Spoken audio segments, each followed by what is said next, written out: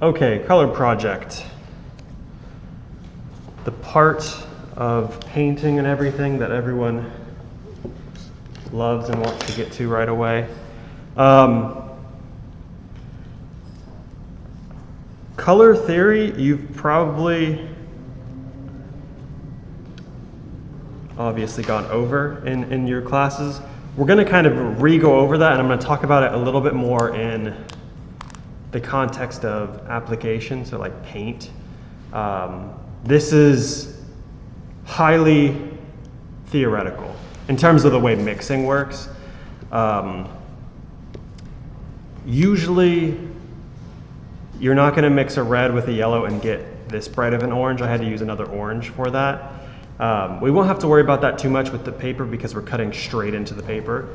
But it can be useful for desaturating things. So if you mix two complementary colors together, you get their wavelengths neutralize each other. So you get kind of a yucky brown gray or whatever,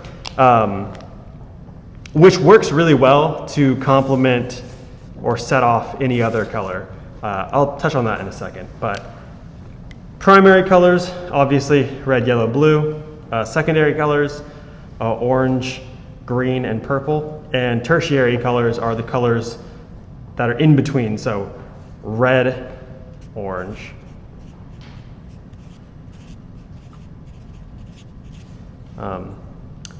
Describing the orange, it's more reddish. There's more red in it. When you have tertiary colors, the primary color always comes first in the name. So it's not orange-red, it's red-orange. Warm colors versus cool colors, it's kind of controversial. That's kind of one of the annoying things about art is there is no head of science that says these things mean these things. Because some people will say like a red-purple is a warm color. And it can be in some circumstances. But it can also be kind of significantly cooler because of how much blue is usually in them. Some people will argue that, you know, a yellow-green is, or a green-yellow. Oh, no, yellow-green, yeah, just second guess myself. Is more of a cool color, but it kind of also borders on the edge. So red to yellow is a really safe, warm zone.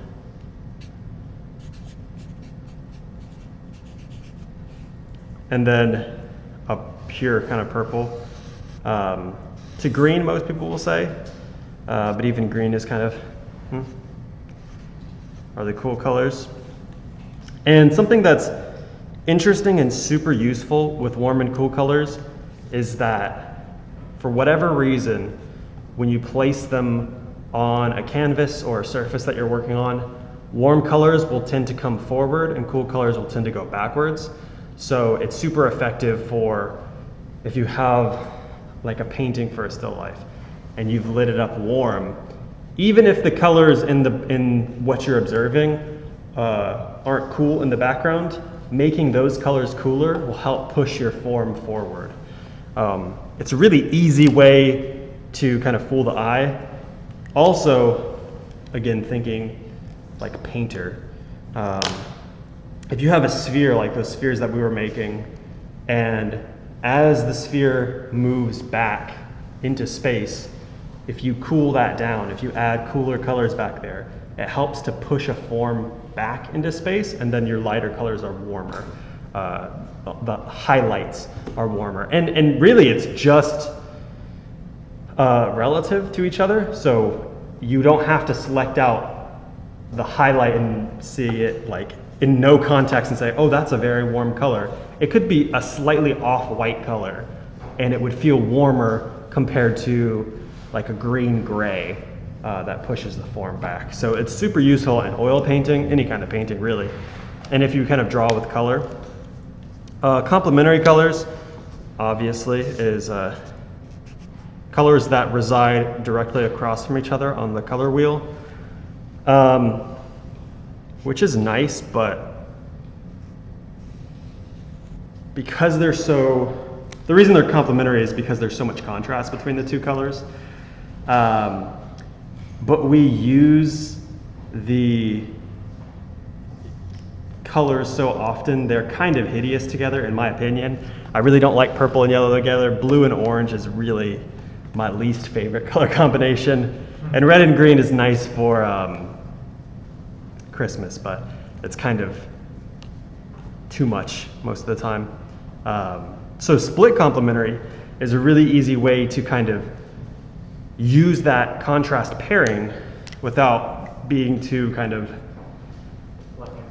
cheesy. Yeah, it's kind of over the head, over the top for me.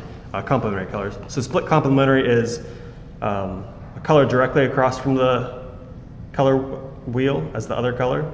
But instead of using the complement, you use the two colors off to the side. Which is nice because you're still using the principle of that contrast. The red colors in contrast with the green, but you have more of a red purple and more of a red orange to use. And then analogous colors. So an analogous harmony would be, typically it's defined as 3 colors next to each other on the color wheel, but it can be an assortment of more than just 3. So if you have a color scheme that is this kind of red purple all the way to the blue, it's going to feel pretty monotone, but it can work really well because those colors are already so close, they're related to each other. That just happened to be all cool colors, but you can even move into a red all the way to this purple color. So those are kind of the principles that we're going to be working with. And what we're going to do in this project is, again, go back to those designs, or a pattern will work very well, or form, but you're not constricted just to those, the way we're making form last time. Your main thing in this one is color. So using analogous colors, complementary, split complementary, you can use combinations of those things depending on what your design or subject will be.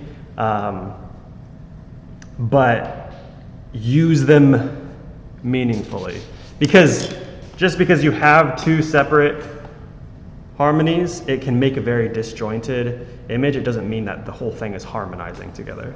So I have some examples.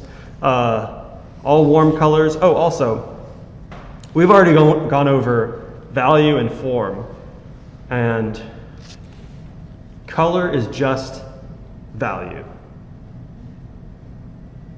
And I know that sounds right now really simple, but pushing that through your head is going to be super important, especially if you go on to take oil painting, because color can be so complex to look at. But if you took a yellow sphere and you took a picture of it, and you took a white sphere and you took a picture of it, and you put it in black and white, the white sphere is still going to be lighter than the yellow sphere. That yellowness has a little bit of value to it that makes it slightly darker on a black and white scale. And sometimes that can be really confusing and really hard to discern from life because colors are so complex. So with that basic cube that we talked about in form, the light's coming down, it's hitting the top. Yellow is the lightest value. Orange is a little darker, so it's on this side. Red is the darkest in relationship to each other.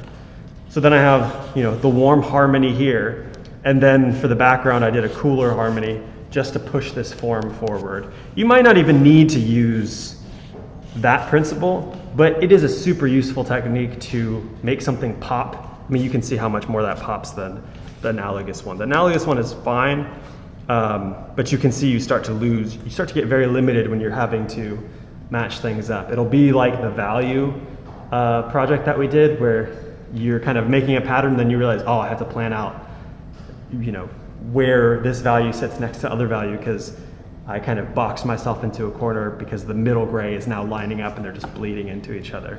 Analogous can be really nice for like monotone. A lot of kind of fashion now is based on like monochromatic colors. Like Kanye West stuff is all like monotone, monochromatic neutrals. It's basically like an analogous harmony. And then you can play those pieces off really easily to each other because within that whole setup, they're all related to each other. Usually, like with Kanye's example, they're very like earthy neutrals. So they're all existing in kind of that range. Split complementary is, I have a love-hate relationship with this one. Because like I said, I really hate this ultramarine blue and the orange together. They kind of clash, but they do, it is undeniable how much contrast they really have out of all the complementary colors. I feel like they have the most. And it really pushes, I think, this form forward more. And this is just the split complement, so it's the purple. The purple with a yellow green and a yellow orange. It can be kind of tacky, but there's no denying that the contrast really lends to the form in this one. Cool colors with a warm background. This one's fine, but I think you can see how much better that coolness works in the background to push things back, and the warmth works to pull things forward. Cool colors, yeah. This, and you can use any variety of cools in here and warms in here. What I would say is don't take the most boring path with this project, which is to, some of these colors are already in like packs that are organized to be like for crafts, that are already the cools of, you know, that the company has selected. Don't just take those colors, what's already prepackaged, and just be like, okay, I'm gonna use this as my color harmony. It's really the most boring way you could do that. But it will lend really well to, I know I have a design. Like this design I think would work really well. This is obviously like cube that I did without the shadow. Some of these might work really well. Actually, that one would be kind of interesting because of how contrasted these ones are. I would maybe take these to a third dimension, so almost combine, this was the shape project, with the value project and with the color project. So like add another facet to make these feel three-dimensional, and then use color to really push the space back. You can get some pretty trippy imagery with the way color will just fool the eye and come back and forward. Same thing with these. That one would be interesting. Yeah, those are pretty much the same ones. Oh, that's just drawing. Yeah, so feel free to work through thumbnails that you might already have.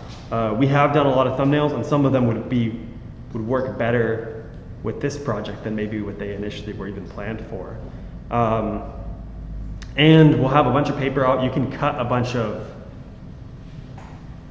strips or shapes to kind of glue down on a smaller section for the thumbnail. But you can think of this a lot like we did the value project, and that, you know, you're just kind of shading in areas. You don't need to fully commit to doing a small scale rendition of this right away, but if it helps you kind of idealize it, you can definitely already get into the paper. I already have it set out for y'all. So yeah, you can get started on that. I'll get the knives and cutting boards and everything out.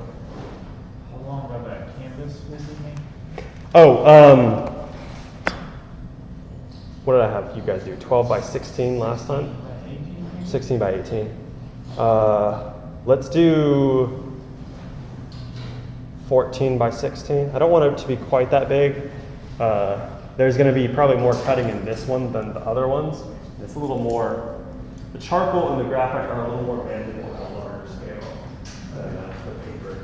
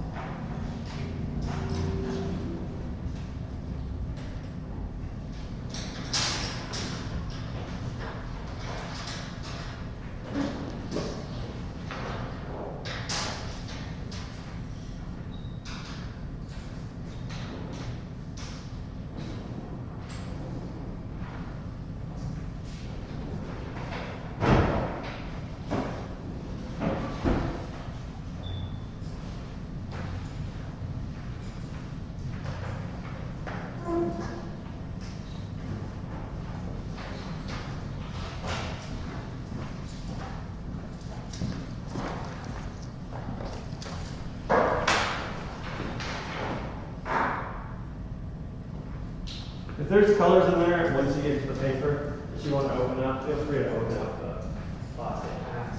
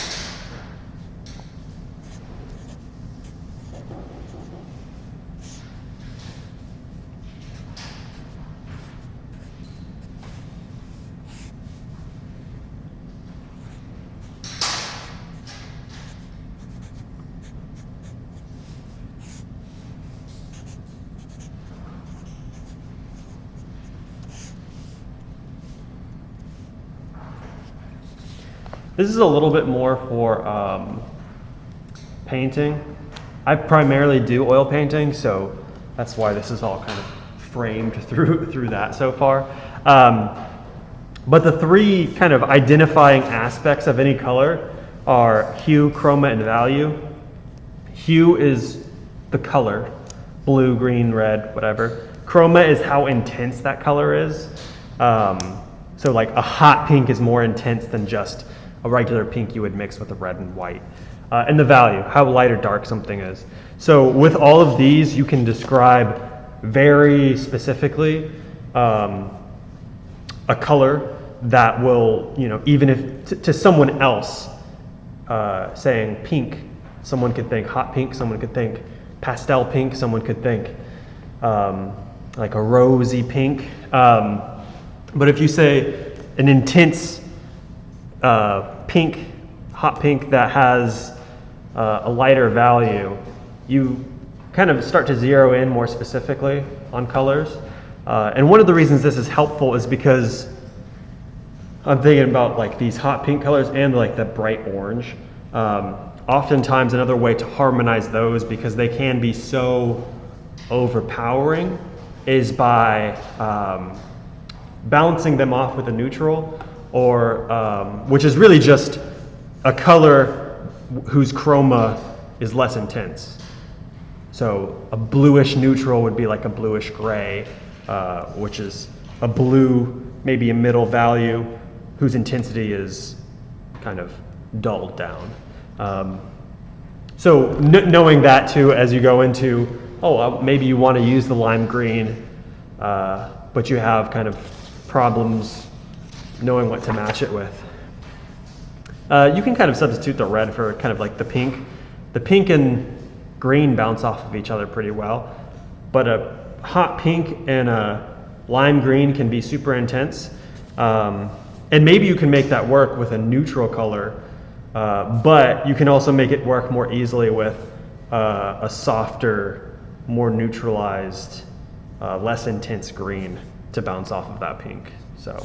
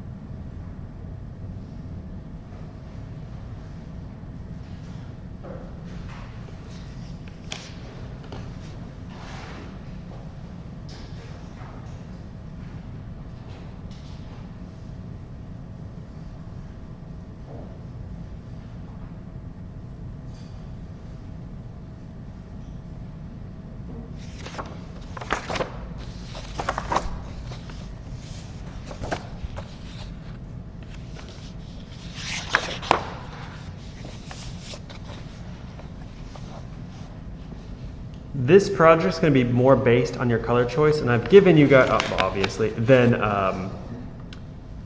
like the other ones were very much based off of shape being the entire thing.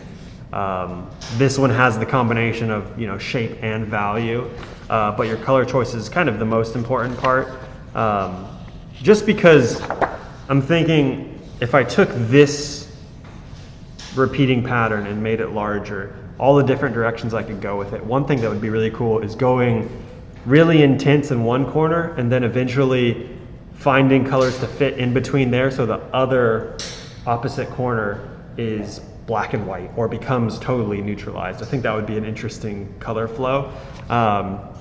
Or I could just play with a couple, 3 different values or 3 different colors in there that would work really well off of each other. So it doesn't have to be just these complementary, split complementary, and analogous color harmonies, but that can be kind of the easy jumping on point. So you don't have to limit yourself to these, but if you are looking for something to easily kind of grab onto, that's, you know, the kind of first step into it.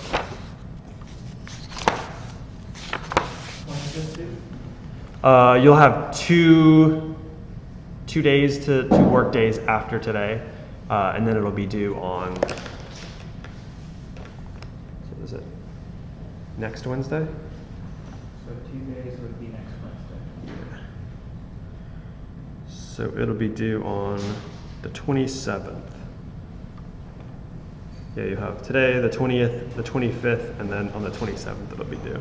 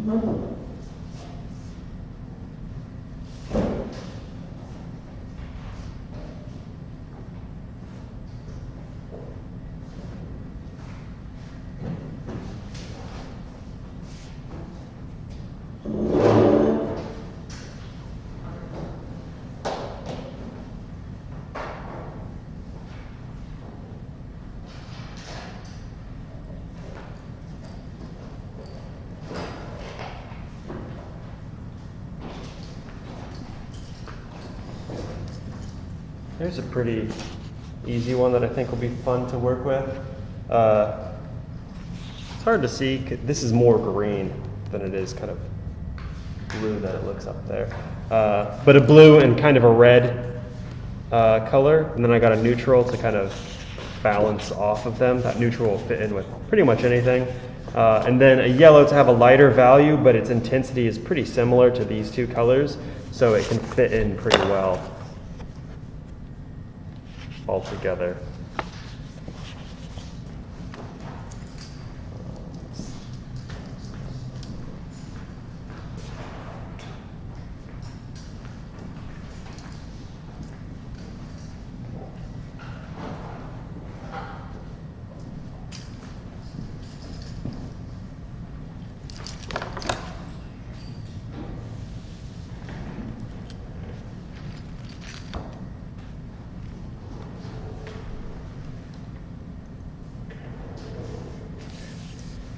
I